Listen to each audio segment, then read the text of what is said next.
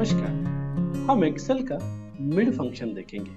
Mid function कोई भी string में से अगर मिडल में से आपको कोई डाटा एक्सट्रैक्ट करना है, बीच में से डेटा एक्सट्रैक्ट करना है, तो आप ये मिड फंक्शन इस्तेमाल कर सकते हैं।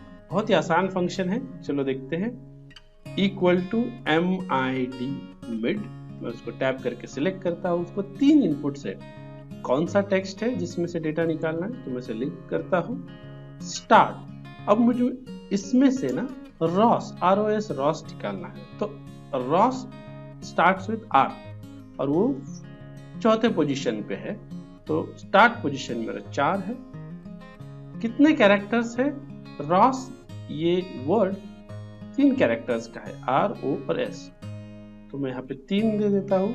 देखिए फिर से मैंने क्या इनपुट्स दिया है, जो स्ट्रिंग जिसमें से मुझे निकालना है, कहाँ से चालू होने वाला है और कितना बड़ा स्ट्रिंग है। देखिए काफी आसान है मिड फंक्शन। आप उसको लेंथ और अदर फंक्शन जो है टेक्स्ट के, जो आप देख सकते हैं, उसके कॉम्बिनेशन के साथ बहुत ही अच्छी तरीके से यूज कर सकते हैं डेटा एक्सट्रैक्शन के लिए।